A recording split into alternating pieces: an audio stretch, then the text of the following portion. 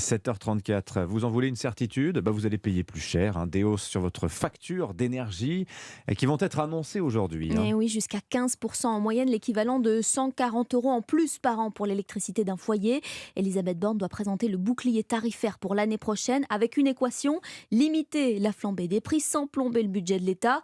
Côté inflation, Bercy revoit d'ailleurs ses prévisions à la hausse, plus 4,2% pour 2023. Oui, prévision de croissance à la baisse à seulement 1% pour cette année, pour l'an prochain. Pas de quoi arranger, donc en tout cas la santé de vos finances personnelles, cette équation énergétique.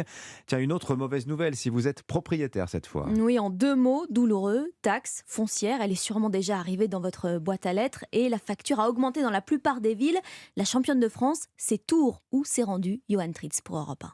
Mais oui, mais je l'ai reçu ma taxe foncière et j'étais surprise par le montant. Geneviève, habitante de Tours depuis 30 ans, n'est pas la seule à l'avoir remarqué. Teddy, lui aussi propriétaire d'un 2 pièces dans la ville, en a fait le constat amer cette année en ouvrant son courrier. Ma taxe foncière 2022 s'élève à 1066 euros et en 2021, on était aux alentours de 980 euros. Donc ce sont des choix politiques qui sont portés par la mairie de Tours. Une augmentation de presque 100 euros que tente de justifier l'adjoint aux finances de la ville, Frédéric Minu. Cet effort, il est là aussi pour servir les habitants. Si cette personne-là qui paye sa taxe foncière a des enfants, elle sera bien contente qu'ils soient dans les écoles dans lesquelles ils puissent bénéficier des infrastructures de la ville. Le but, c'est vraiment d'offrir un service public plus fort pour l'ensemble des Tourangeaux et des Tourangeannes. Si elle irrite certains propriétaires, cette hausse n'a pour l'instant pas de répercussions sur le marché de l'immobilier, constate Théophile Daniel, directeur d'une agence dans le centre de Tours. Tous les Tourangeaux aujourd'hui nous parlent de l'augmentation de la taxe foncière.